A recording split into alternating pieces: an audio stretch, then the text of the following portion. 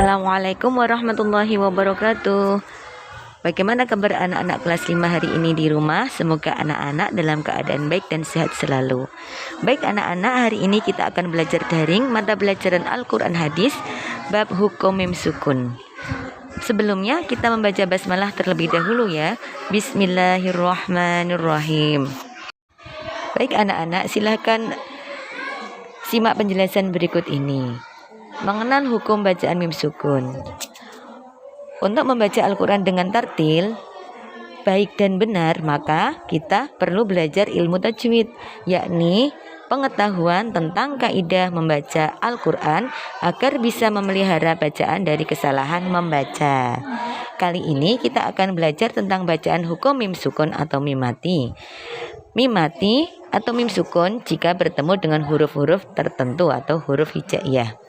Di dalam tajwid, hukum mim sukun dibagi menjadi 3 atau ada 3 macam, yaitu ikhfa syafawi, idgham mimi, dan idhar syafawi. Mari kita bahas satu persatu. Yang pertama yaitu idgham mimi. Apa yang disebut dengan idgham mimi? Apabila ada mim mati atau mim sukun bertemu dengan huruf mim, maka hukum bacaannya disebut idgham mimi. Dan cara membacanya, memasukkan suara mim sukun ke dalam suara mim berharokat, sehingga seakan-akan huruf mimnya yang satu itu ditasdidkan dan disertai dengan mendengung atau dibaca gunnah, mendengung selama 1 alif atau 2 harokat. Idgham mimi disebut juga dengan idgham mutamasilan ya anak-anak. Berikut ini atau di bawah ini adalah contoh bacaan idgham misli atau idgham mimi. Perhatikan cara membacanya ya anak-anak. Perhatikan huruf yang ada di lingkaran, huruf yang bertanda merah itu ada mim sukun bertemu dengan mim. Cara membacanya didengungkan 1 alif. Suara mimnya seakan bertasdid.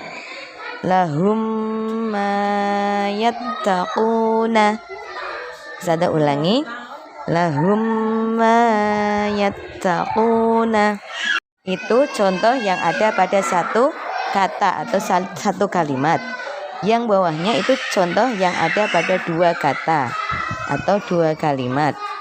Contoh berikutnya yaitu at'amahum min khauf.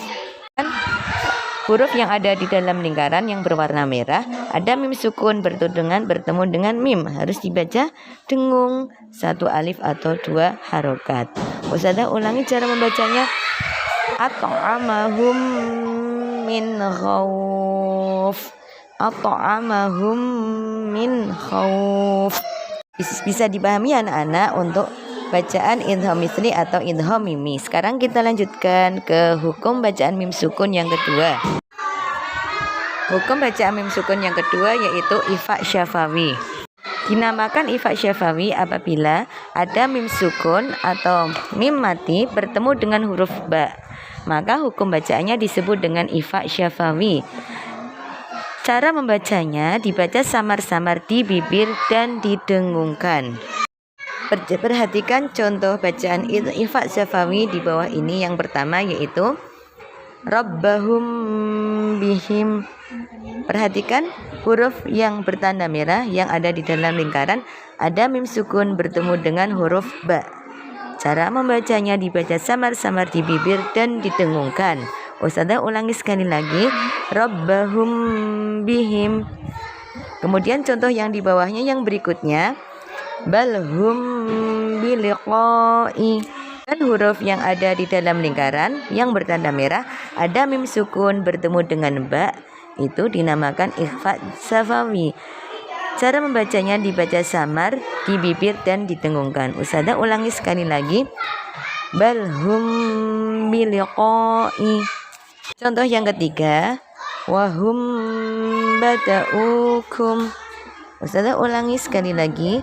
Wahum bada'ukum. Perhatikan huruf yang ada di dalam lingkaran yang bertanda merah ada mim sukun bertemu dengan ba.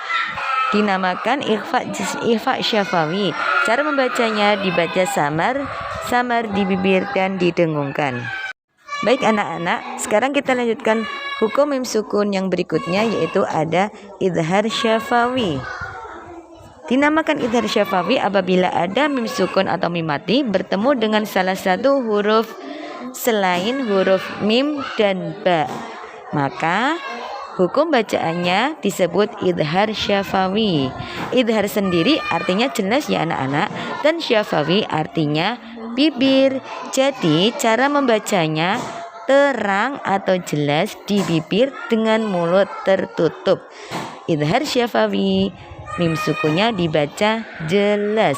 Beda dengan yang idham mimi atau ifa syafawi. Sekarang perhatikan contoh di bawah ini. Yang pertama ada lafal lahum fihi. Perhatikan tulisan yang bertanda merah yang ada di dalam lingkaran. Ada mim sukun bertemu dengan huruf fa. Huruf fa berarti huruf selain mim dan ba. Cara membacanya mim sukunnya dibaca jelas. Lahum fihi. Ustazah ulangi sekali lagi. Lahum fihi. Kemudian contoh yang berikutnya pada lafal alhamdu. Perhatikan huruf yang ada di dalam lingkaran yang bertanda merah, ada huruf mim sukun bertemu huruf dal. Huruf dal yaitu selain mim dan ba. Dibaca jelas mim sukunnya. Alhamdu. Alhamdu. Kemudian contoh yang terakhir ada lafal anhum waradu. Ada mim sukun bertemu huruf wawu. Mim sukunnya dibaca jelas. Anhum waradu. Baik anak-anak, demikian penjelasan dari bacaan idhar syafawi, semoga dipahami.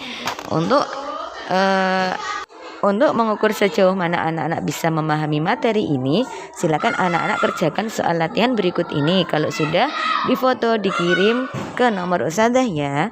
Selamat baik anak-anak, mohon maaf apabila ada kekurangan dari ustazah.